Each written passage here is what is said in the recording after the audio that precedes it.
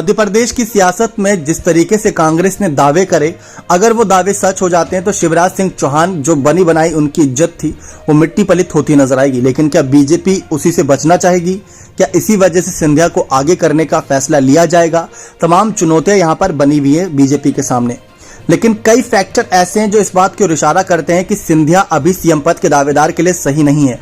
अगर ऐसा होता है तो बीजेपी के अंदर सियासी तूफान आना तय है और उसको बीजेपी रोक पाएगी या नहीं रोक पाएगी ये कहना भी बहुत मुश्किल है।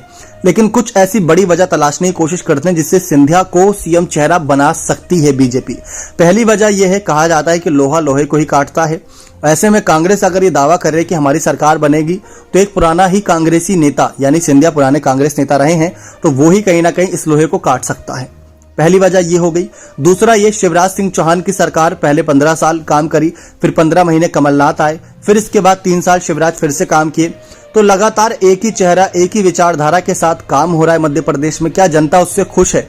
कहीं एंटी इनकम्बेंसी ना हो जाए, एक बड़ा फैक्टर ये भी तलाशना है। तीसरा बड़ा ये फैक्टर है कि जितने भी राज्यों में अभी तक बगावत करके कोई बड़ा नेता बीजेपी के साथ आया है, बीजेपी ने उसे सीएम, डिप्टी सीएम या कोई और बड़े पद दिए हैं, मतलब राज्य स्तर पर, राष्ट्रीय स्तर पर नहीं। तो ऐसा मध्य प्रदेश में क्यों हुआ? और देखा जाए तो मतलब सिंधिया को अगर आगे करते हैं तो एक युवा सोच, युवा विचारधारा और मतलब एक अलग ही मतलब उनके पास नेतृत्व रहेगा, तो उसका बड़ा फैक्टर रहेगा मध्य प्रदेश में। तो ये 3 बड़ी चुनौतियां हैं जिसके दम से अगर पार करती है तो बीजेपी सिंधिया को एक सीएम दावेदार बना सकती है।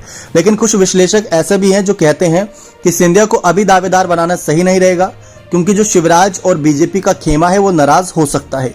क्यों सिंधिया कल के आए मंत्री हैं, ज्यादा वक्त उन्हें हुआ नहीं, और जो मतलब 3 साल नहीं हुए सिंधिया को, लेकिन जो 30 साल या 23 साल या 13 सालों से बीजेपी के साथ है उनके साथ तो ये नाइंसाफी होगी। तो उन्हें आगे बढ़ाना फिलहाल जरूरी है। लेकिन सिंधिया ऐसा नहीं है कि 3 साल पहले ही राजनीति में आए, काफी लंबे समय से राजनीति में एक्टिव है, तो उनकी वो एक्टिवनेस नजर भी आती है, जो दमखम नजर आता है। तो काफी बड़ा फैक्टर सिंधिया रहने वाले हैं इस बार। लेकिन सिंधिया ने खुद कहा था मुख्यमंत्री बनने को लेकर, उन्होंने कहा था कि अगर मुझे मुख्यमंत्री पद का दावेदार बनाया जाता है तो पहली बात तो मैं पीछे नहीं हटूंगा।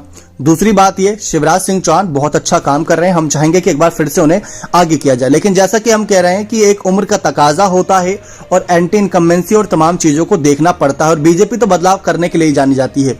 बावजूद इसके कि बदलाव करने के लिए जानी जाती है, शिवराज को 18 साल सरकार चलाने का मौका मिलेगा, इससे ज्यादा क्या ही लेंगे। तो बाकी आप अपनी राय इस मसले पर रखें कि क्या कांग्रेस के तोड़ निकालने के लिए क्या पुरानी कांग्रेसी को आगे कर देना सही रहेगा या नहीं, अपना कमेंट सेक्शन में जोड़ दीजिएगा। बहुत बहुत धन्यवाद।